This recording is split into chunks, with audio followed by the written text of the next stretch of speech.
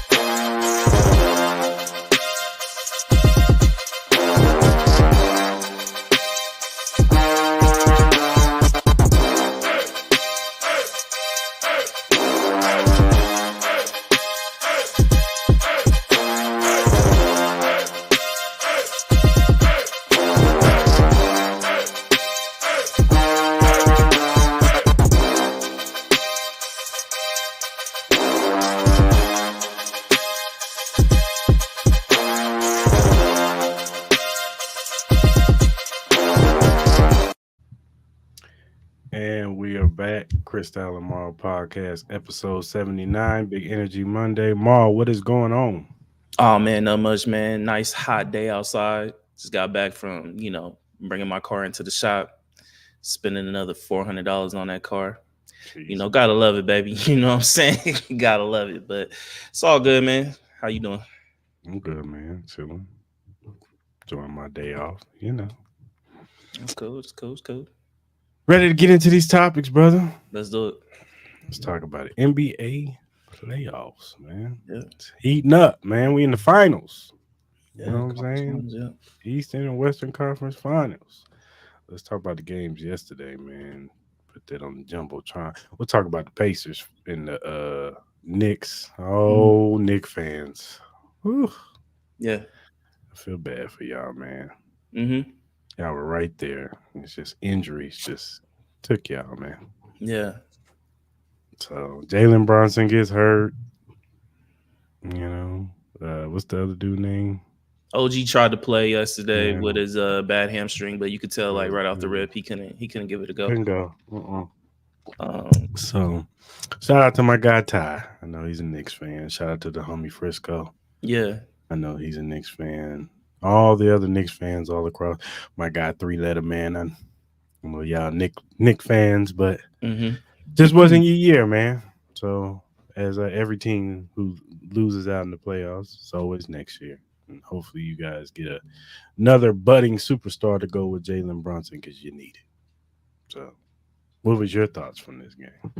As far as with Knicks fans, keep your head up high, man. I don't think there's nothing to really be sad about. Like, I know it sucks that you guys weren't healthy. Losing OG, losing Randall, losing Bogdanovich.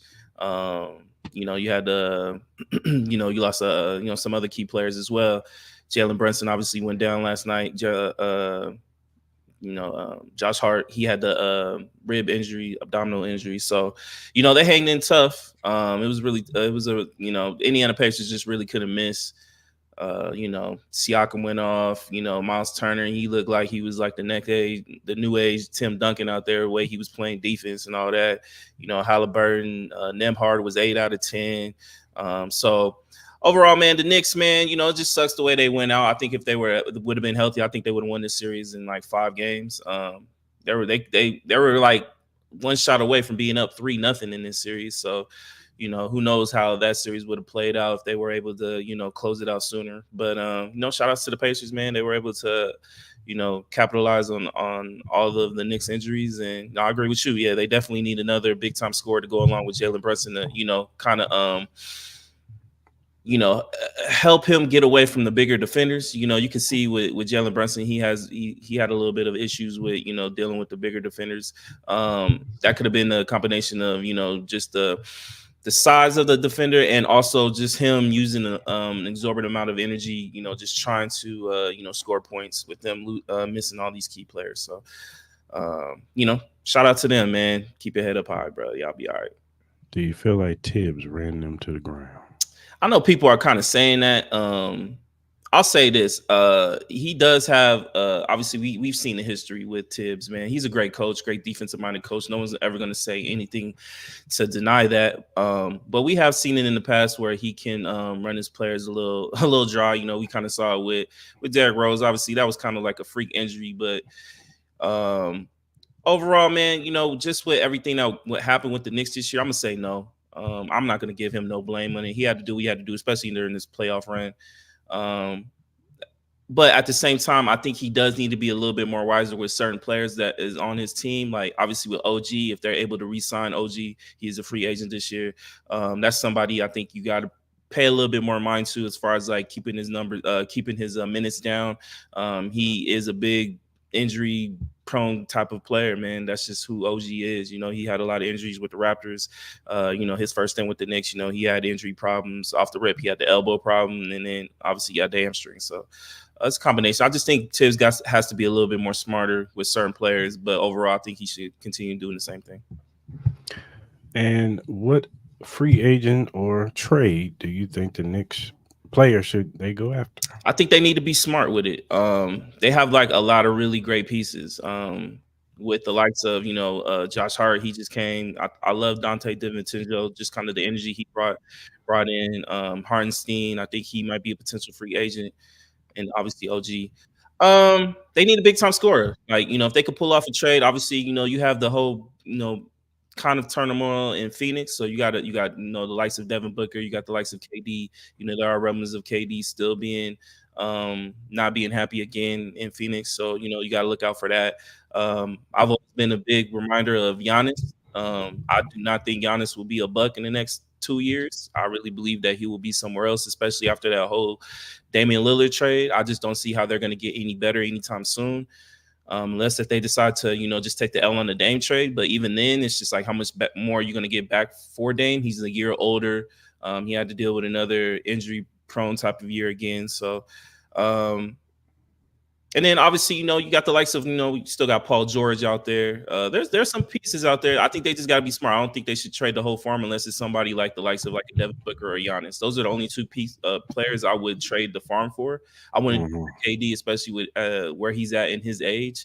Now, if they can do some where it could be like kind of like Julius Randle, maybe another player, and then they have a whole bunch of picks where they can just like trade it off. Like if they could do more so of just trading for picks than more so giving away players, then I would do the KD trade, because it's like KD. I think if you had KD on this team, you can get him over the hump. Hell, I'll even throw in LeBron. Take LeBron, please. As a Laker fan, take LeBron. I'm over LeBron. I'm not gonna go on my Lakers spill, but I'll be down for that shit. I think somebody like LeBron or KD would definitely help. They just gotta be smart in how they do it. For sure. And what chances do you give the Pacers? I give them. I'm not gonna say they have a 0% chance, but if certain people follow me on Twitter, I literally said the Celtics are gonna win in 4.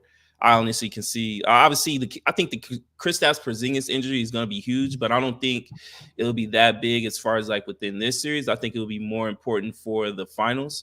You still got Al Horford. Al Horford has been playing really amazing. It looked like he just found the youth, man. He's hitting his threes. He's another big body that they have. Obviously, you got Hauser. He's kind of like a stretch 4 type of player. Then obviously, you still got. The rest of that team is still intact. So I think it's going to be pretty hard for the Pacers to kind of win. Halliburton, he's going to have a slew of guys all over him. He's going to have the likes of Jaylen Brown. You got Derek White. And, you can try to put Jason Tatum on him if he gets pretty hot. So for the Pacers to have any chance, I think Siakam's going to have a big time series. Miles Turner is going to have another type of big time series that he had against the Knicks. Kind of, spread everybody out. But the only thing that is on the Pacers side is the Celtics really have had moments where they've just had a lack of focus. So maybe they can sneak in and, maybe grab, a quick win, maybe in game 1. So, I think that'll be kind of like their only hope. I think they really have to kind of steal game 1 and then just kind of put them on their heels and then just kind of, win 1. Obviously you assume Celtics win game 2. hopefully, with the Pacers, with that home crowd, obviously they play way better at home. Maybe if they could find a way to win both of those games at home, I think that would be kind of huge. But it's a tough task, so I give them like 10%. For sure, for sure. Well, let's talk about the night game. We had the Timberwolves Nuggets game 7. Uh, it was a little shaky in the beginning for the Timberwolves. I think Denver had like a 20-point lead. Was it 20-point lead? Yeah, 20-point lead. Yeah. Ant wasn't playing his best basketball. No. It was looking kind of gloom for the Timberwolves, but in the second half they surged back. Ant, starts picking up the pace a little, especially on the defensive end. Starts playing a little bit better on the defensive end, make some key shots, and they end up pulling it out and closing out the series and beating the Denver Nuggets. Yeah. Well, what are your thoughts on this game, sir? At first when this game was going on, I was like, yo, these game 7s have been ass. I thought the Timberwolves was about to get blown out. I was like, man, I wouldn't say Ant wasn't showing up. It was just that you could really tell that the Nuggets were really, prioritizing just doubling him, getting the ball out of his hands as quick as possible, and having somebody else beat them. You got to give a big shout out to Karl-Anthony Towns, man. He was a big proponent in them staying in this game, getting back in this game. Between him and McDaniels, man, those two guys really, especially in that third quarter, the end of the second and going into the third, they helped that team kind of like just stay intact until Ant Edwards got in his rhythm. I thought Ant Edwards should have been a little bit more aggressive on the attack. It just seemed like in the first half, he was just more so just kind of like not – it seemed like he was just thinking way too much as he got the ball. Like he didn't know what to do when they were coming with the trap. And then obviously just with that moment, like, the Timberwolves just weren't hitting their shots. They weren't pressing like they did in the games that they won in the beginning part of that game, of the series, excuse me. So I think with Karl-Anthony Towns and McDaniels, I thought it was huge. Even Gobert, man, the first half Gobert played terrible, but in that second half he played amazing. He was hitting like fadeaway shots. Obviously, when I saw Gobert hit that fadeaway shot, it brought me back to the time when Jokic hit that little like Dirk Nowitzki 30-foot three against us last year. It just put a big smile on my face to know that the Nuggets fans had to go through what the fuck we had to go through when we just kept seeing bullshit shots just kept going in. But overall, man, the Timberwolves, man, that was a great win, great comeback. Mike Malone, kind of really, showed his true colors the way he came at the media, talking about, people giving him terrible ass questions. I thought that kind of looked kind of weak. So, but shout out to the Timberwolves, man, for, getting through that 20-point win.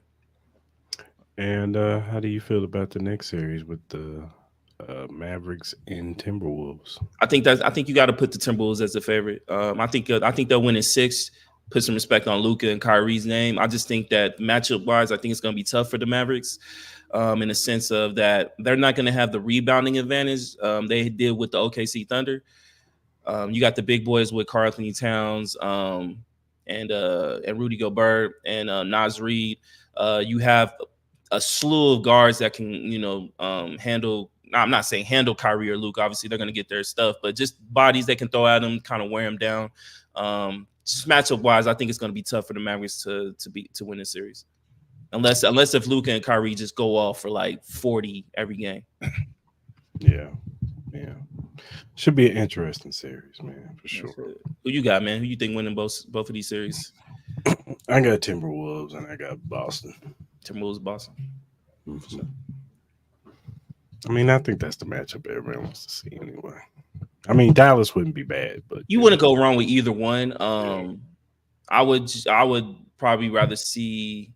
I'm not going to be mad either way, Timberwolves or Dallas, because I really want to see Kyrie and Luka win one. I like their gameplay. Some people don't like watching Luka. I don't mind watching Luka, but at this moment in time, I think it would be, in a sense, better for the league if Ant Edwards, if it's Ant Edwards versus Jason Tatum, you know what I mean? And then just with the way both of those basketball teams are kind of like just set up roster wise, I think it will create for some great matchups.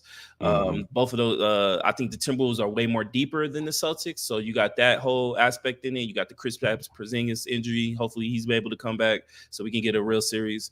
But me personally, if that series were to happen, I'll probably have the Timberwolves favored in 7 games. Cool. For sure. All right, man. Let's talk about a little bit more serious topic, brother. Diddy, known as Puff Daddy, Yeah. um, a video early Saturday from CNN was dropped of a hotel incident between Diddy and Cassie. Hmm. Like she ran out of the hotel room trying to get on the elevator. He runs after her with a towel on, uh, proceeds to, drag her around, slam her on the ground, kick her, um, drag her again, then runs back to the room, then comes back out, throws her in the corner, sits down in the chair that's in like right in front of the hotels or in front of the elevators, takes a vase, throws it at her, and Hmm. just heinous acts that you can do. It was a terrible thing to see, um, horrifying thing to see, and it just confirmed the behaviors of what people said about P Diddy. Uh, some of the things that have been said about him, allegedly said about him, have kind of came to a head in this video, man, and Yeah.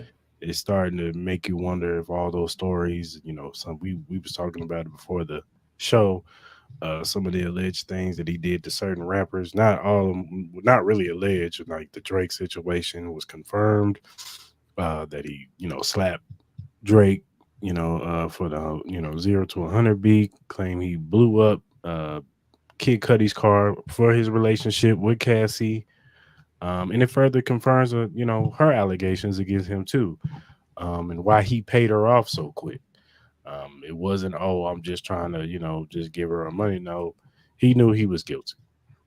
Hmm. And he later on, even though he was claiming he wasn't, he puts out a video yesterday morning claiming that he apologized, which, nobody was going to believe him. Nobody was going to buy that. Um, it just looked like you was just sorry you got caught type deal. So your PR people, whoever said, put out a video saying you apologize. It didn't look, it didn't really look, sincere enough, for me to be like, oh, okay, whatever, he apologized. And even if he did, I don't think anybody would care. So, what were Hmm. your thoughts when you saw this video? I think my thoughts were kind of like the same as everybody. I, Obviously, you have certain people who kind of put their put their voice out there, kind of in the initial beginnings of this, where Cassie was coming out, where people are kind of just kind of saying like some crazy shit, where it was like a money grab and all that type of stuff. And then you kind of see the video, and it just just kind of reassures what I believe most people believed, minus the few people that kind of like doubted and questioned Cassie's you know side of the story. uh it was diabolical type of behavior, man. It was bitch move shit. uh you know Not to make it funny, but the way Diddy was, came out that room running, chasing her, man, sound like his name got called out for a Royal Rumble. You know what I mean? Like, this shit was kind of crazy. And then, you could kind of obviously you see the kind of her sneaking out the room. She didn't even have the shoes on, so obviously she was definitely trying to sneak out the room. And I can only imagine what she was feeling that moment when she heard Diddy coming down that hallway, and when he came around that corner, and then he, snatching her, by the hoodie, dragging her, kicking her, stomping her, pushing her in the corner, throwing vases at her. Um, there's just no coming back from that, dog. And obviously, like, we've seen Diddy's behavior. Obviously, we've seen it with making the band and all that. Some of the crazy shit that some of those people had to do. We've heard, people that he was close with, Aubrey O'Days, all her stories. And um, you have the whole situation with his ex-wife Kim Porter, where some people kind of question how she may have passed away. Mhm. Obviously we're not going to get too far into that. If you want to research that, do that as well. All those is just kind of like, nothing's like, we don't know if that all that stuff can be true, but we do know this, and it just kind of proves the behavior that Diddy has had throughout his tenure. Um, and all the conspiracies that have been amongst his Bad Boy label and himself, just kind of puts everything more into light. And I wouldn't be surprised if we got more videos. I wouldn't be surprised if we got more leaks. Uh, you have the whole situation where, people have said that Diddy's kind of like an FBI informant. We've heard situations with that. You had his son come out, make a diss track with 50, and then, saying all this stuff where the feds searched the wrong house and all that kind of crazy ass shit. So I don't know if that's where the leaks were kind of like a retaliation. Who knows if one of the videos, and then obviously, I heard some shit where maybe he was trying to get this video for like $50,000 or something like that from the hotel. Then you got to kind of question the hotel and why they didn't do anything to.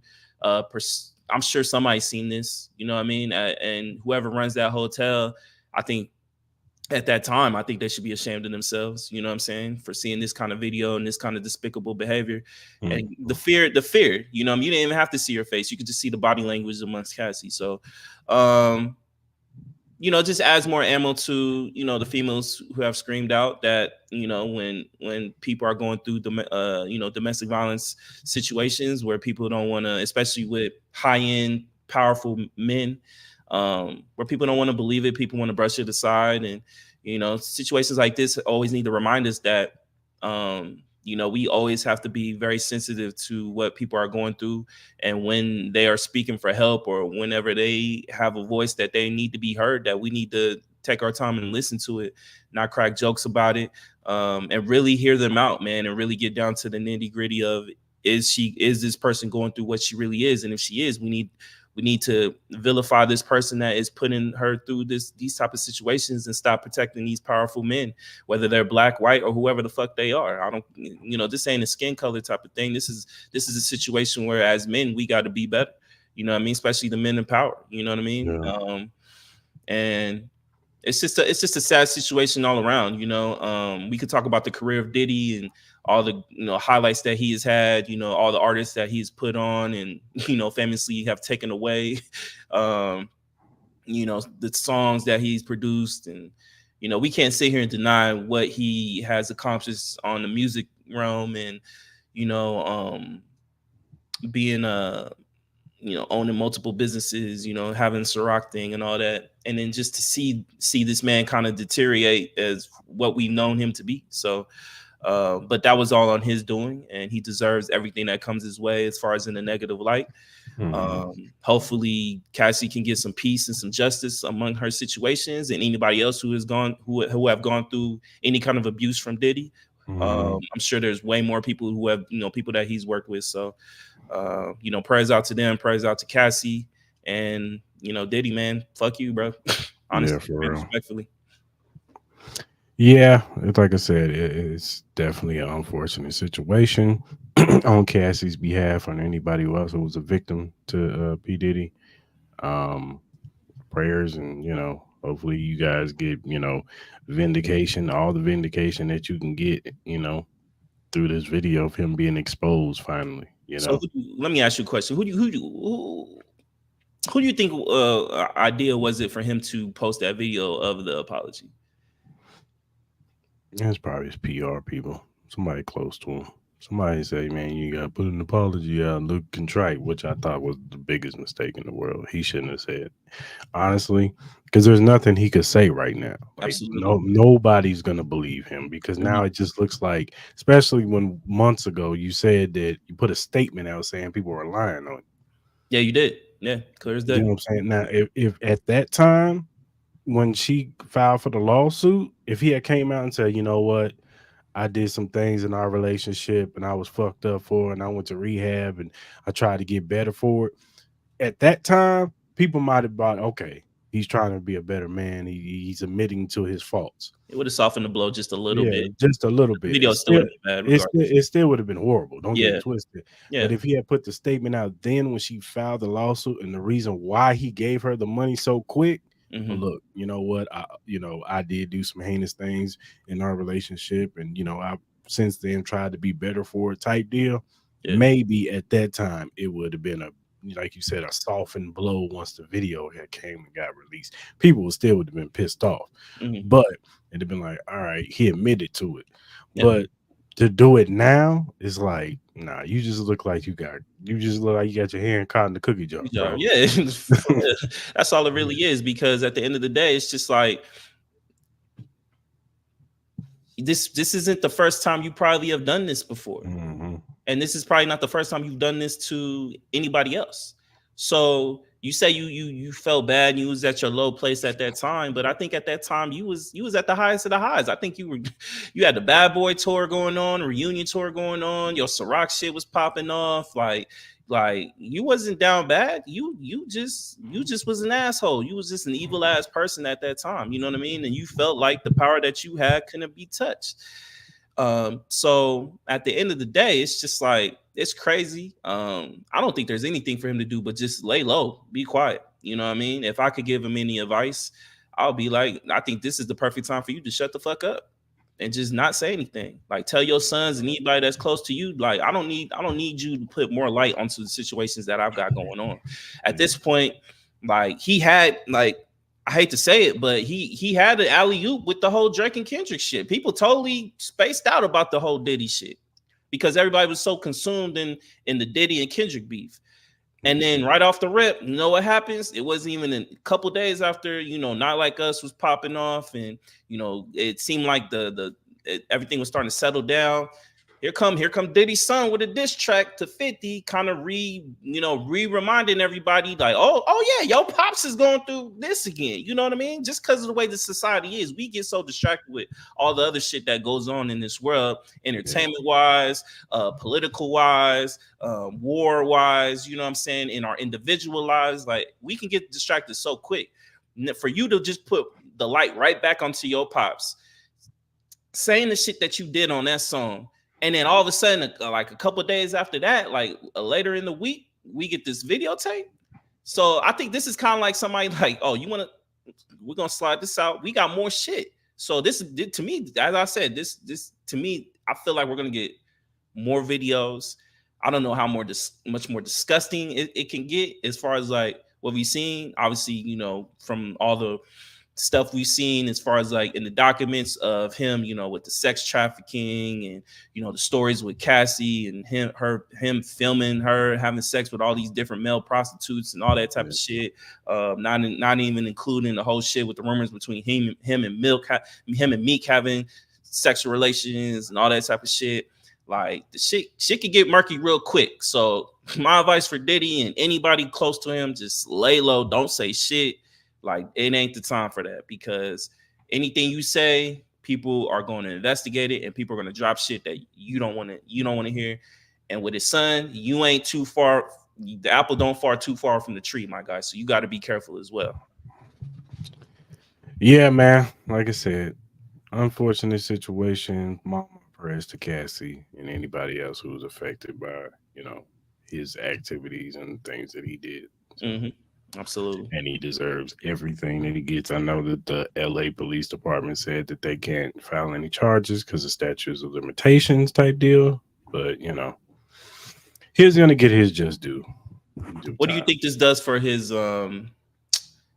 obviously we already know the answer, but just kind of put it online. Like what do you think this does to his legacy as far as like on the music side, the Bad Boy labels and all the music and stuff? I mean, you can't take away. It's almost like, I ain't trying to compare it to but in a sense it is, because OJ was such a polarizing figure.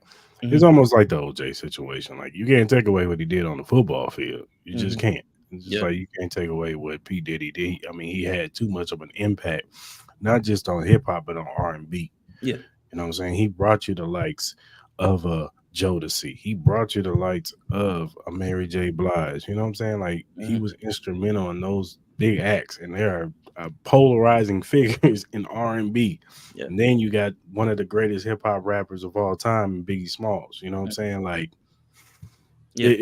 you can't take away his contributions in that end. But at the end of the day, it's still like, as a man, as a character, it tarnishes him all the way down to the bottom. You know what I'm saying? Like at the end of the day, it's almost like he's Barry Bonds. Like, yeah, we know you probably was a Hall of Famer before the steroids, but you still took steroids, my brother. Like, you know what I'm saying? Like, It's just one of those deals.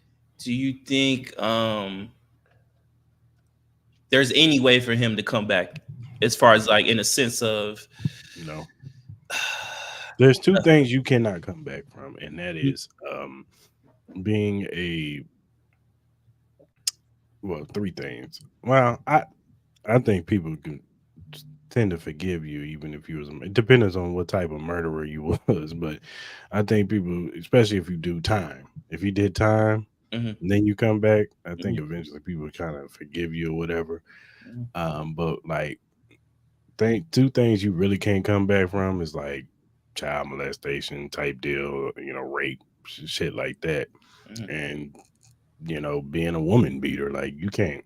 That's a stain on your jacket for the rest of your life, especially when you're a polarizing figure like mhm. P Diddy. You know Yeah. what I'm saying? Like once you know, and it's not to say that people can't get help from that, because I've seen people who are in relationships who they had domestic violence issues, and then they went and got help, therapy, and all that good stuff, and they're doing fine now. You know what I'm saying? They're not going through that no more. It was just some past trauma that maybe the male was going through, or even the female, because even females can be domestic No, violence. absolutely. Yeah, absolutely. Yeah.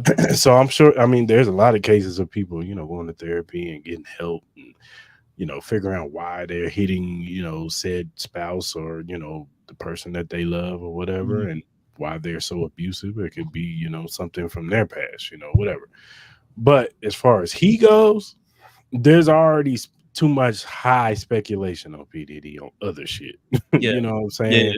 Of things that he's done, and not even just um like as far as him doing stuff to people, but on the music business side, there's things of him taking people's publishing, fucking people over, and as far as money goes, like it's not just that. It's just that he can be a shrewd operator as far as a businessman too, especially in the music business. So Mhm. I'm just saying, like, No, I agree. I I agree. I think his legacy is already really been set. It's just this is just one update to where people already had their ideas of P Diddy, of him Mhm. not being the greatest of individuals, and Yeah. in the industry. Even though he tried to portray himself as this, I'm all about love, and all that stuff. I think people just ain't buying it. So. No, no, I don't think so. But do I think now the question is like when you see this, do DJs stop playing the songs in the club? Do you know what I'm saying? Uh, are you gonna stop playing? Was it I Need a Girl? Are you gonna stop playing that song? You can start playing all his old hits, and then like I think I don't I think just DJs. At the end of the day, I don't think DJs are gonna do that. Maybe at first they will, but then after a while, after this dies down, they're gonna go back to playing his music. I think situations like that is always tricky. Obviously, the more you play the songs, the more they get a piece of it. You know what I mean? So in the sense of like, kind of like you look at R. Kelly, like, R. Kelly has a lot of hits. We can't sit here and deny that. He has an ugly life that we all know of, that he's in jail for right now. But we can't sit here and deny that R. Kelly wasn't one of the best hit makers of all time with some of the songs that he did, some of Mhm. the albums that he created. So in a sense, it's like, you always have to be kind of like, always kind of separate the art from the man in a sense, because we can go down the history of a whole bunch of actors, actresses, rappers, producers, CEOs of certain companies that have all done some ugly ass shit, that people still use their products, still listen to their songs, still watch their movies and all that type of stuff. So we can't be hypocritical on that sense of it. At the Mhm. end of the day, it's a personal choice for you. I'm not gonna sit here and like, if I drive past somebody's car and they're listening to R. Kelly, I'm gonna be like, oh, you listen to R. Kelly, like, oh, so you must be a fucking, like, pedophile too, or you must support what the Mhm. fuck he did. Nah, I don't have anything to do with the shit. You know what I mean? I just love listening to Step in the Name of Love. You know what I mean? Like, you Mhm. know what I mean? So I think people, when they start doing situations like that, I think that could get a little bit murky, because then you're trying to sit here and act like people are supporting somebody for the ugliness that they did by, you know, still watching some of the movies that they watched, that like you don't know the impact that those songs may have on people. You don't know what those movies, or you know, whatever it is. You know what I mean? I think at the end of the day, if any of us said that, I think we all would be hypocritical, because I believe if we all did the research on any product that we used, anything at all that's in our day-to-day lives that we enjoy to use or whatever, we would find some ugliness behind those companies, behind those people, or whatever it is. No one it has a clean slate. It's just the reality of the world. So I think people just need to kind of understand that as well. I think, you know, if you still want to play, you know, because it's like you want to get rid of Diddy songs, and you know, you got to get rid of the stuff that he touched. You got to get rid of the Mary J. Blige's. You got to get rid of the Biggie songs. You got to get rid of the 112s and the Carl Thomases, and you know, go on, the Shines and on and so forth. You know what I mean? So, and do you really want to do that? Do you really want to get rid of all those pieces of art because of some of the fuck ups that he did? I would beg to differ on that kind of situation, but you know, I said, to each his own on that. You know what I mean? Yeah. If you want to stand on ground with that situation, it's more power to you. If you want to play, if you still want to play shit, then by all means do it. You know what I mean? It's up to you. Yeah, for sure. Yeah, I agree. All right, man. Let's go to the world of boxing. We had a big fight this weekend. Yeah, man. I should have betted your ass on this motherfucker too. Tyson Fury. No, should have bet the burger versus Usyk. Yeah, I predicted they was gonna get Usyk was gonna get knocked out in the second round. I did that. You know what I'm saying? I didn't think he was gonna be able to hang, because you can't teach power and height, man. Mm-hmm. And we all know that Tyson Fury is like 6'9". Yeah, He's 260. Probably came into the fight 280. probably. So, and Usyk is like what, 6'3", 6'4", 233 ish, something like that. I think he probably came out to like 245, maybe close to 250, but I think he was in the 240 range when that fight happened. So, you know, that's was my thinking, but I was wrong. You know what I'm saying? The first two rounds, Usyk came out hot. Mm-hmm. Fury wasn't really throwing any punches, like he was trying to, you know, get his timing down. And then, like from rounds 3 through 8, I think he started, you know, getting his rhythm going. Maybe a little bit too much showboating, but you know, he was getting his timing down. But then that ninth round came around. It just seemed like Usyk had a second urge of energy, and he caught him. And caught him a couple of times and had him, you know, flushed it on them ropes. A lot of people feel like the ref saved Tyson Fury, gave him time to recover until the bell. I think it was a standing 8 count. But he ends up coming out, you know, and it was a fight from there. You know what I'm saying? Usyk pretty much, you know, was controlling the fight from 9 to 12. Fury may have slipped in a few rounds, but other than that, Usyk, you know, I honestly thought it was about to be, they was going to, you know, mess him over and probably make it a draw. Mm-hmm. But you know, the judges had Usyk. One judge had Usyk, because it was a split decision. They had Usyk 115, 112. One judge had it Fury 114, 113, and then the last judge had it Usyk 114, 113 to be the new undisputed heavyweight champion. Shout out to Usyk, man. He deserved the win, and it'll be interesting. Now, I keep saying something about him being stripped of the belt. I don't know anything about that, but because of there's a video of him. You kind of see it where he used an inhaler or something to help his breathing. You kind of see like they were kind of hiding in his shit, but you can kind of see it a little bit. So there's talks that he might get stripped of his belt for using that. So we'll see. Mm-hmm. But outside of that, what are your thoughts? I was the original predictor of Usyk upsetting Tyson Fury. I don't know. I just had that little weird inclination that something like this was going to happen, especially with just the kind of long anticipation for this fight. the initial delay of this fight with the injury and all that. I just felt like something weird like that goes on every time a situation where a fight gets delayed. We kind of saw it with Teofimo and some other fights where, the original favorite never ends up winning fights like that. I don't know why. I don't know what the case is, but that's kind of how I went about it. But overall, man, you kind of see with Uysk, man, just it didn't look like in the beginning portion of the fight it didn't seem like he was comfortable at all. It seemed like he was trying to find his range and all that. I think that was kind of like the time for Fury to kind of just wear on him a little bit. But at the same time, Fury is also known to kind of start off slow a little bit. And then obviously, in the middle portion of the rounds, it seemed like I was it the third, I believe, where it kind of went back and forth a little bit, where each person was kind of fouling their jab, but it just seemed like Fury was starting to find the rhythm a little bit more. His punches seemed like it was impacting him a little bit more. And then I don't know what round was it, like the 7th or 8th round, where my man it looked like he just had a burst of fucking energy that I didn't see. He came out with a bounce to his step. He was way more active with his hands.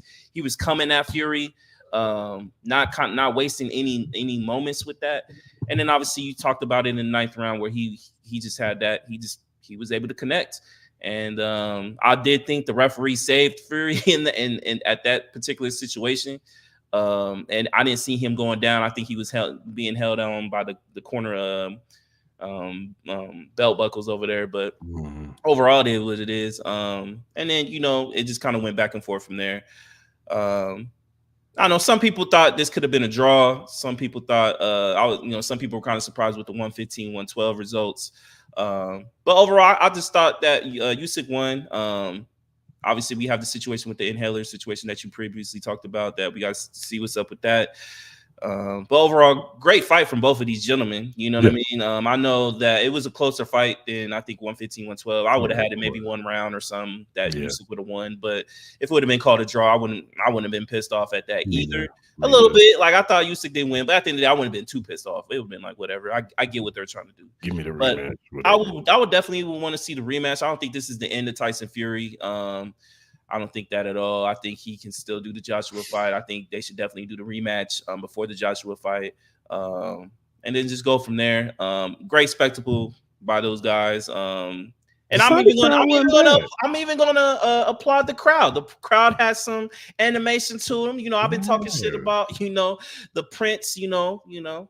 Having these fights in the Middle East and the crowds being kind of like weak lustered, but shout out to them. I don't know if it was because of a lot of some Fury fans went out there, so but so we'll see. But shout out to them. Even the fights in the earlier fights were pretty good as well. So overall, I think it was a good card, great main event, and I'm excited to see what happens with both of these guys, and now we can start gearing up towards the Tank Frank Martin fights.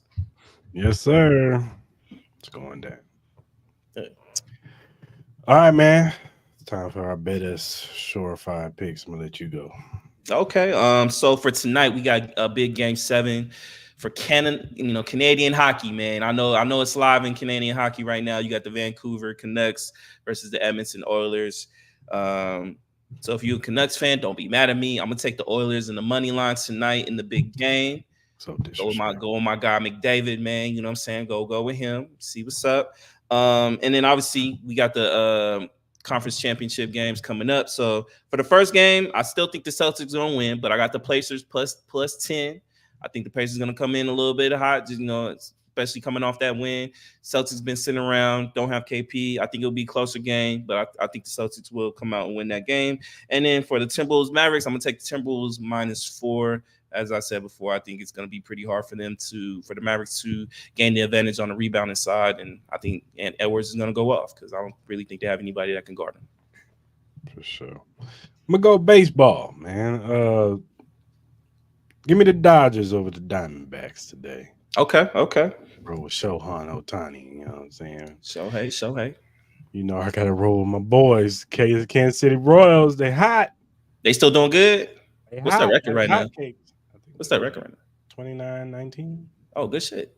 They first in their division? I don't know if they're first, but I know they're hot. They're like 20 because they're 10 games over 500 right now. They just swept. I know it's not a big deal, but they just swept the A's. But they've won. I want to say 16 of the last 18 games. Oh, Yeah, nice. That's what's yeah. up. No, So they've been who they balling. play today? Who they play today? The Tigers. They play Detroit Tigers. Oh, okay. Tigers. Yeah, Cool. but yeah, they've been balling, man. They've been doing their thing. I'm proud of them. Proud of So, them. And then I'm gonna go with the St. Louis Cardinals okay. over the Baltimore Orioles. Yeah. So that's my surefire bets. Give me that sound, please.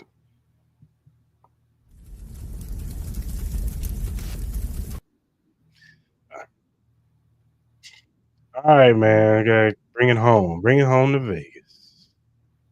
A staple in the Las Vegas community is going down. Mm-hmm. Yeah. It's kind of close to home because me and this man, we kind of work for this company. The Mirage is closing. People, Mm-hmm. it's been around since 1989. Mm-hmm. They are closing their doors. Pull it up.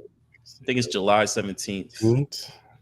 They will be the last day they will host guests is July 14th. Mm-hmm. I think they're gonna tear it down to make the Las Vegas Hard Rock Casino. Um, it's crazy, man. They tear. That's what they do in Vegas. They tear down all of our monuments and things that we hold dear as kids. Yeah. They were around. We were around. We was outside when these places were brand new. Yeah. I No. remember when people wanted to go to the Mirage. So Yeah. Yeah. I remember the pirate ship and the volcano. You know what I'm saying? See, y'all Mm-hmm. don't know nothing about that. Y'all Mm-hmm. ain't from Vegas like us. So the Mirage is definitely a staple in Las Vegas. So especially on the strip. So shout out to those people who are employed by the Mirage. I hope they give you a nice little you know package, or somehow you guys can go to another spot or Mm-hmm. something, severance package, something.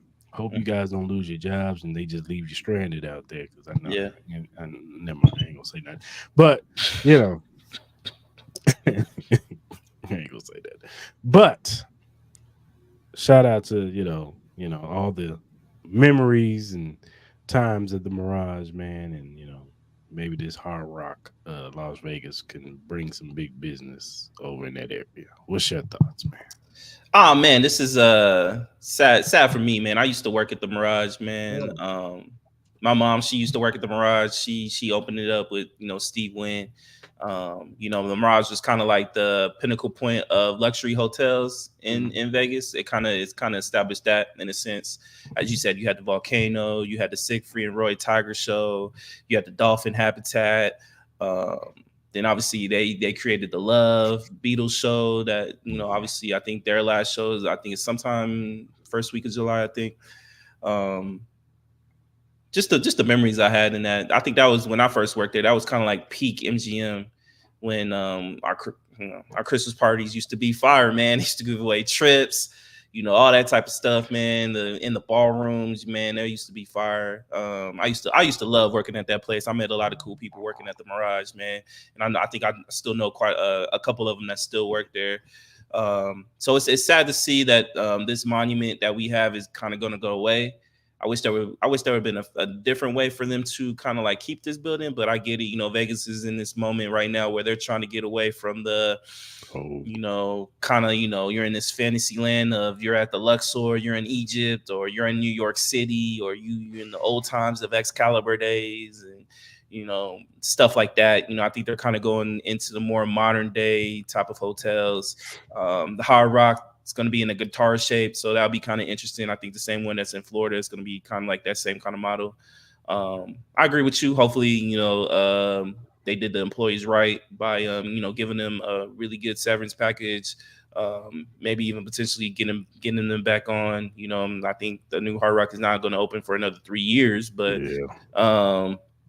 I just know the way it is in today's climate right now. It's kind of tough getting jobs right now because a lot of businesses are making cuts at this particular time because of, I think we can all say that a recession is kind of slowly starting to hit some of our cities. Mm. So a little tough times ahead. Hopefully, it don't get too bad out here for a lot of people. So, but sad news, man. But overall, hopefully they send the Mirage out with a bang. Honestly, I wouldn't mind trying to hit up Mirage one more time. I know they got some really cool restaurants in there. Maybe I'll take the lady. Go hit up a restaurant before they close or something. Maybe get some little Mirage merch. Maybe get a chip or something. Put it in the collection. So shout out to everybody over there, man. Shout out to anybody that worked at Mirage who currently works there, formerly works there, anybody that I know that still works there. Shout out to them, man. Shout out to Mirage, man. And hey, man, great memories, man, and great times. Yeah, for sure. But yet the Circus is still here. I don't get it. At that time, bro. Well, the only reason why it's still here is it actually makes money. They actually paid that shit off. So that's the only shit. But that shit is like a walk-on swap meet. They need to get rid of that shit. They're talking about remodeling or doing something. I think they're remodeling it right now. They're gonna remodel it? No, okay. Yeah. I don't know what they're gonna remodel it into. Like I think they're renovating now. But still. You think they'll change? You think they'll ever change the name of it? You think they'll ever do anything? Think they'll just keep it Circus? I think so, man. It just keeps standing, man. Like I don't get it. I wish they would just. They like the Avenger Dome is like keeping it afloat or something. Nah, it's not, man. I really wish they would just close it down and then put like an amusement park or something in that big ass lot, bro. Just do something nice, man. I think we have enough hotels, bro. I think we need some other establishments in Las Vegas. Put some really dope ass museums. Put some. They're supposed to be making that parks.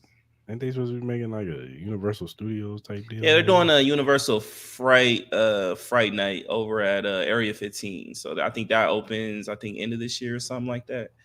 But still, I think you've put a fucking Disneyland out here or something, or Six Flags or Knoxbury Farm or something. I think that would be kind of cool to have that in Vegas.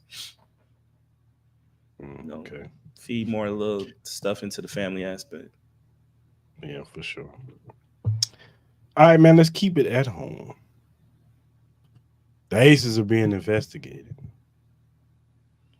So supposedly they've had this, they announced a deal Friday in which it will provide 100,000 annual sponsorships to each Aces players for this season in 2025.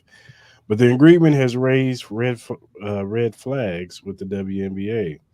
A large sponsorship confirmed to ESPN on Saturday that there's an open investigation looking into deal with the Aces player. Alleged extra benefits were part of a league investigation of the Aces last season, as well as along with allegations made by Derica Hamby, who is now with the Los Angeles Sparks, about the Aces trading her because she was pregnant.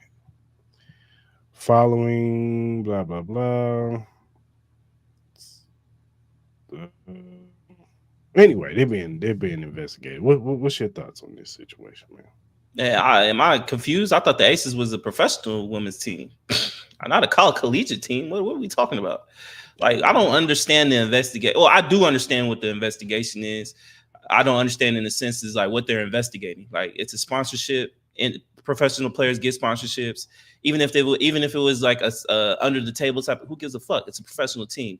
They can do whatever the fuck they want. You know what I'm saying? Mm-hmm. At the end of the day, it's your loss. I think the only reason why the WNBA is investigating the Aces because the Aces are speeding up the process of the way women are getting treated in the sport. And a lot of these other owners can't do that. A lot of these other cities aren't willing to do that. And we do have the back-to-back champions. I think that does help. We do have a lot of players who are in the limelight a lot. Kelsey Plum is in the limelight a lot. Asia Wilson's in the limelight a lot. So, and then obviously we have a top tier head coach in Becky Hammond, who was well known to obviously be trying to become the first women's head coach in the NBA. And then you just have a city that's willing to back them up. You know what I mean? Like, they're willing to invest in this team and invest in these players because these players have done great things for the city of Las Vegas. You know what I mean? They gave us our first professional championship. You know what I mean? Like, so I think I think this is a jealousy thing amongst the WNBA. I think this is a situation where I think they want to try to control this, so the Aces don't have like an up where a lot of these other players will be like, "Why the fuck am I signing with the Indiana Fever? Why am I signing with the Phoenix Mercury or whoever? I could just go to the Aces and I know I'm gonna get paid right. I don't have to go play overseas no more. I don't think Kelsey Plum played overseas. Asia Wilson played overseas. Chelsea Gray, Jackie. I don't think majority of our starters played overseas. I think they actually were able to enjoy the summer, enjoy the time they had off, and do the other stuff that they're obligated to do as far as like with their sponsorship deals and all that. But for the most part, it seemed like they were all living their best lives and being on vacation and able to rest their bodies. So I think it has a lot to do with that, and I think the WNBA needs to. I think they need to grow a pair and start. And these other owners need to start doing the same thing if they can do it. If they can't do it, it's sorry, tough break. That's how I feel. Yeah, I agree. Yeah, like you said, man, the Aces just getting in front of it, not the money aspirations as far as the WNBA girls have been complaining about. They want to get paid, you know what I'm saying, for their contributions to the game, and they should be evenly compensated. I'm not saying they should get paid like NBA players, but they should get a nice check. You know No, absolutely. And it's just like you have the likes of Don Staley and all these other athletes acknowledging what Vegas is doing with these young women. You know what I'm saying? Like, and they see that. So I think that puts a fear in a lot of these other owners' eyes. Like, oh, we ain't getting this type of kid play. Now maybe the Indiana Fever will, with just the hypeness of Caitlin Clark and all that. Maybe they can start getting stuff like that as well. But if you look. We just have the city that's willing to back these young women up. We have an owner, Mark Davis, who's very open. He built that state-of-the-art training facility, the first one of its kind. Now you have I think the Seattle team. I think they did one kind of similar to what the Aces have done. The Aces are just being the pioneers of WNBA. You know what I mean? Like, people are telling me that Caitlin Clark's supposed to be the savior of the league, but to me, it seems like the Aces organizations are. They've done a lot more than what Caitlin Clark has done. I can tell you that for sure. You just had to get your Caitlin. Bro, and trust me, it's not done yet. Wait till we get to the Hell No's and the Flowers. I ain't done yet with that. She just had to catch a stray. I'm sorry, like the way people are talking right now, I feel bad because I'm trying to like this girl, but it's going to continue to happen until these motherfuckers start talking some real sense and shit. Man. You know what I mean? So yeah, I said it and I'm gonna keep saying it. Aces are the pioneers. Shout out to the Aces, man. All right, man. Let's talk about Marvin Harrison Jr. Now, hold on. One night. Appreciate you, bro. Now, this is a story that's been kind of out there even before he got sued. I know he didn't sign with the association for them to sell his jersey, and he still hasn't signed yet. Marvin Harrison Jr. hasn't signed yet, so you can't get a Marvin Harrison Jr. jersey right now. Nah, or you won't see him in Madden either. Yeah, you won't see him in Madden at all unless he signs the contract. Now he's being sued by Fanatics, the apparel company. Said that he breached his contract. He claims that he never signed the contract, but they're saying he did. He's supposed to sign trading cards and jerseys and so on and so forth. Like I said, this has been a weird situation. I've never seen nothing like this before, where a draft pick comes out and says, "Nah, I won't sign that." But what's your thoughts on this, man? It's just weird. It's just weirdo behavior to me. I don't know what the issue is with Marvin Harrison Jr. and not signing his thing where he can, be on the trading cards, having the jersey. I don't know why you wouldn't want to have that, because it's kind of like helps you out, brother, don't it? And then on top of that, like, I don't know if you noticed that they had the little Ricky photo shoot thing. He wasn't even there. He wasn't even there for that either. So I'm like, Xavier Worthy wasn't there either. So I don't know. Yeah, but I'm just saying, like, he wasn't. But at the end of the day, like, Marvin Harrison Jr. was one of the top picks, well-known picks, and majority of and all of them were there. Like, you know what I mean? Like, Xavier Worthy was more towards the end of it, but it is what it is. But I don't know. It's just weirdo behavior to me. I don't understand what the situation's going on. I don't know. Maybe this is a Marvin Harrison, his dad, situation where they're trying to get the most money out of it or whatever. I don't know. Maybe he's trying to be a pops. Yeah, I don't know why though. Why would his pops be in this as far as like him? They want more money. Yeah, see, he's trying to do something that look. I'm gonna be honest with you. Like, that's cool. I'm like, if you want to do that, that's fine. If you want to try to get the bag, that's cool. I don't think you're the player to do that. I'm sorry.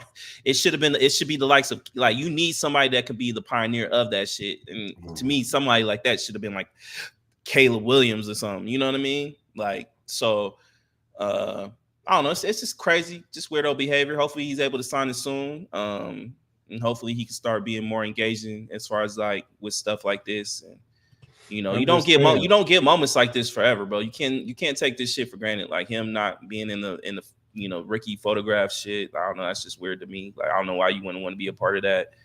I don't know. Just weird. It's like you got Cardinal fans out there. You gonna turn them against you, brother? Nah, for real, man. I'm like, bro, like, let's sign the deal, bro. Like, I get it. But this is a deal with the NFL though, so he can put his name and likeness on all this shit. I'm like, the NFL is only going to give you so much, brother. Like, you can be gone just like you think you're the only wide receiver in this league. There's millions of them, brother. Like, just sign the deal and then work your way up from there. You haven't established, like I said it. I think you're the best wide receiver that came out in this draft. I think you could be the best wide receiver to come out since Calvin Johnson. But at the end of the day, you need to just sign a deal and just kind of like ingratiate yourself more with the fans right now, because now you're kind of seeing like you trying to be a little bit greedy and shit, and motherfuckers don't really like fuck with that. So help your brand out, bro. Exactly. You know what I'm saying? Like, you don't want to jeopardize what the money that you can have, the kind of impact you can have as far as like with your career. And you don't think teams aren't noticing shit like that? Like, we drafted him. He already causing a headache already. We ain't even hit OTAs yet. Yeah. You know what I mean? So, shit like that. Yeah, for sure. All right, man. Let's do these over-unders NFL edition. Yeah, man, let's do it.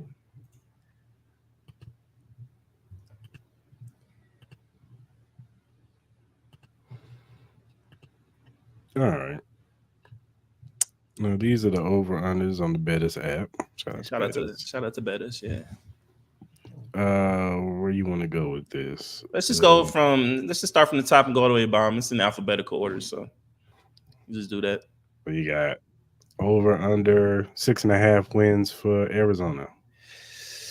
I do like the Arizona. I do like Kyler Murray.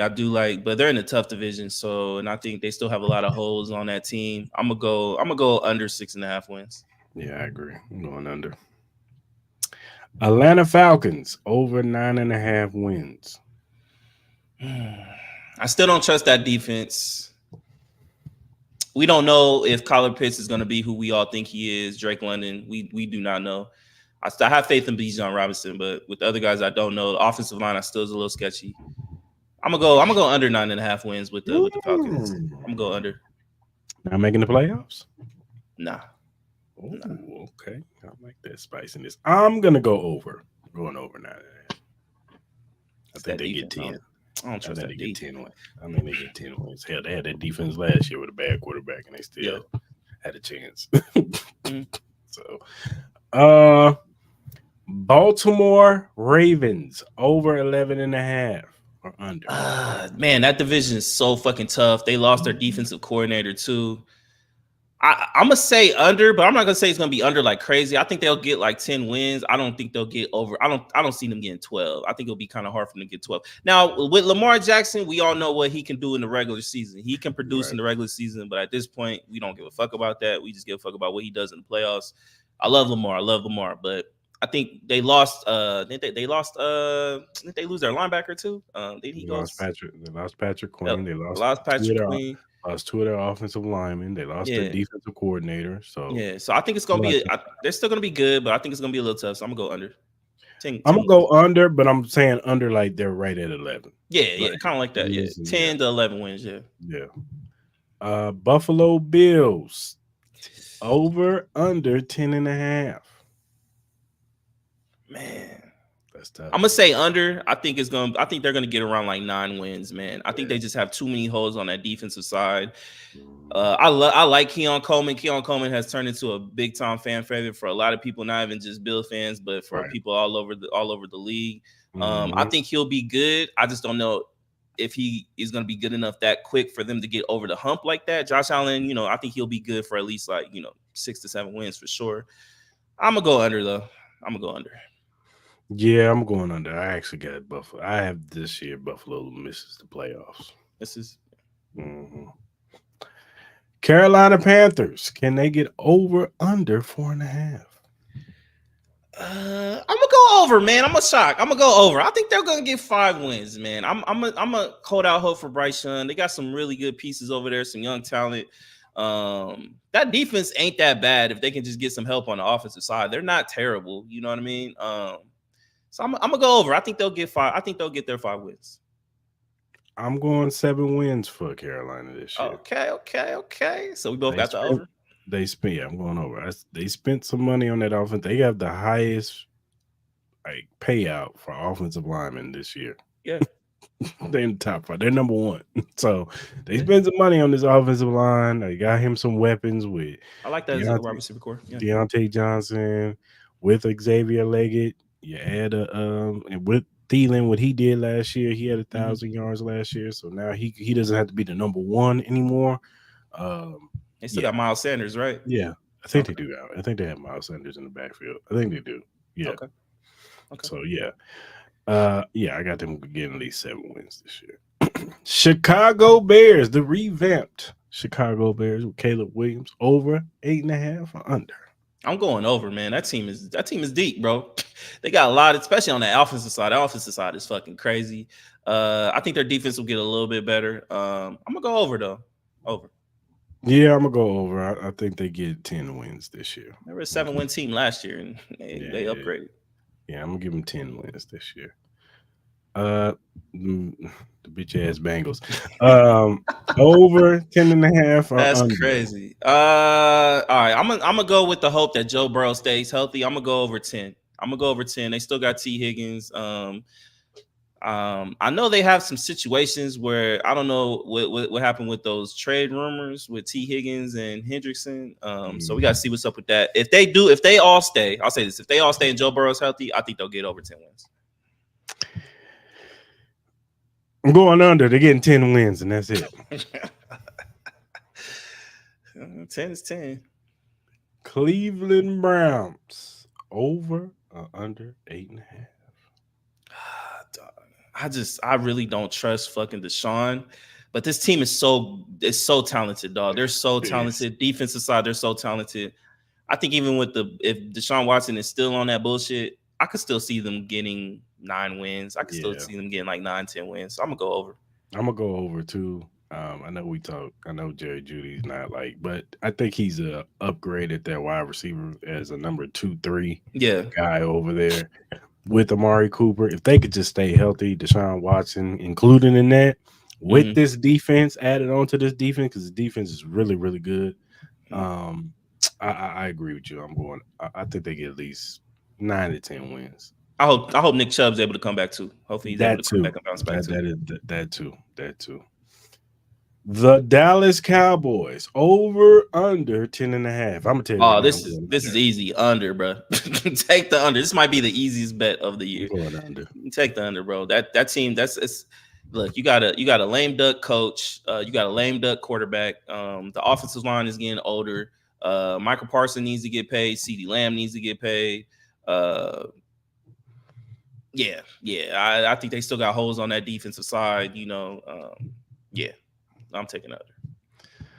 Next up, the Denver Broncos, over under 5.5. I got under too, man. Like I said, I'm not a big Bo Nix fan. They still don't have a quarterback. You got Zach Wilson there. They have no talent on that offensive side. Well, they do, but I just don't think it's going to be utilized in the correct way. Their defense will keep them in games for the most part, but I just don't think they're going to be able to score. I think it's going to be another tough year for Sean Payton and the Broncos. I'm predicting Patrick Surtain will get traded in the middle of the season. Yo, please let him come to the Raiders. I know it will He- be long, but please no, let him come to the Raiders, bro. he's not coming to the He Raiders. fits the Raiders. Mo, Patrick Surtain on the Raiders, bro. Ooh, man, that shit would be nasty. He will get traded to an NFC team. Oh, man, I'm gonna hold out hope, bro. I'm gonna hold out hope, bro.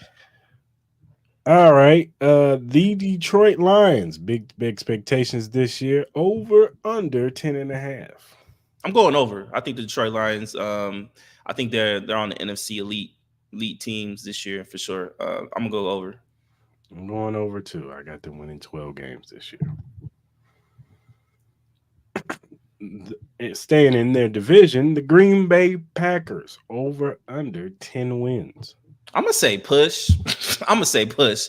I think I could see them getting 10 wins. Honestly, I think they're gonna be a really good team. The addition with Josh Jacobs, helping relieve some pressure for Jordan Love. Now they have like a real. Not saying obviously Aaron Jones was really good. I'm not gonna disrespect him, but Josh Jacobs is more of a power runner. Hopefully Josh Jacobs can stay healthy. He does have an injury history of problems. Hopefully Christian Watson can stay healthy. Romeo Dobbs can stay healthy.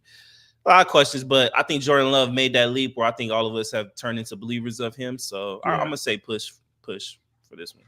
I'm gonna go over. I'm gonna give him 11 wins this year. Okay. Give him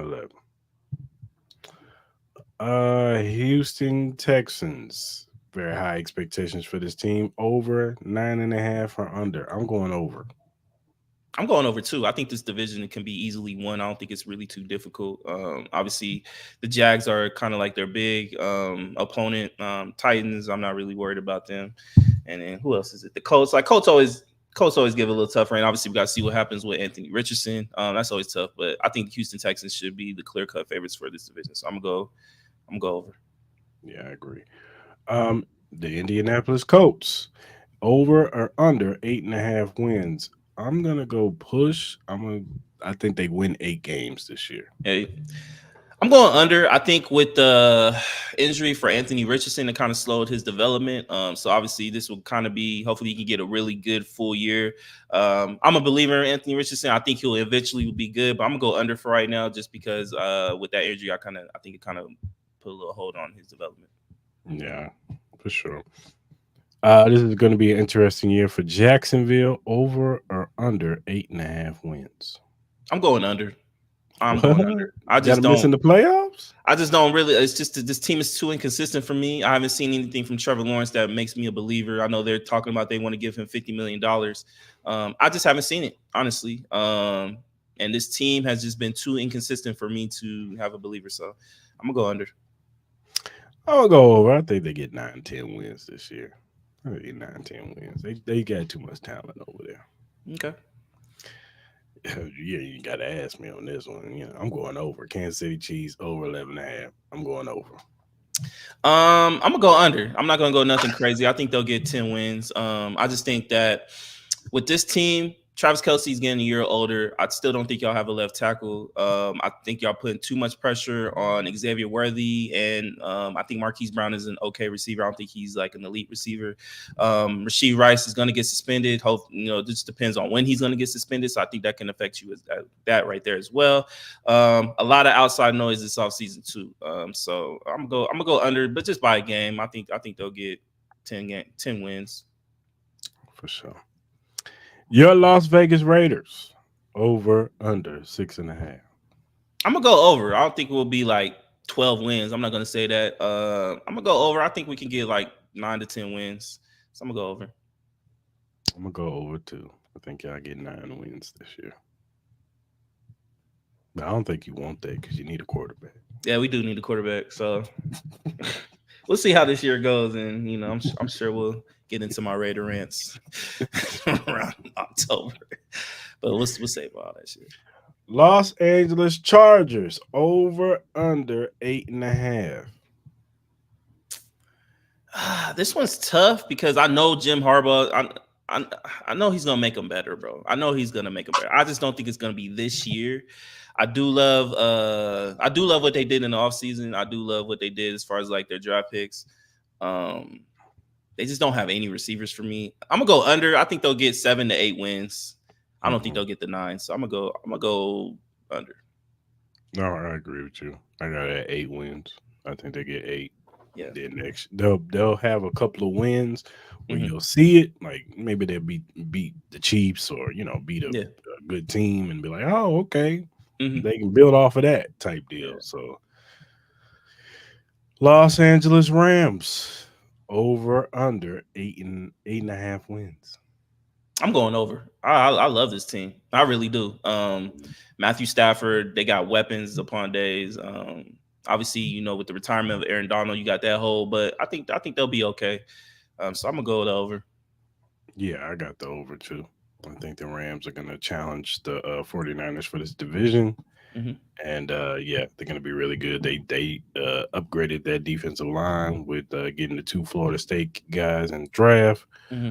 Um, I think they got a corner too. So they're going to be good. They're going to be really good. You know how I feel about Sean McVay. So Yeah, amazing coach. Miami Dolphins over or under 10 wins.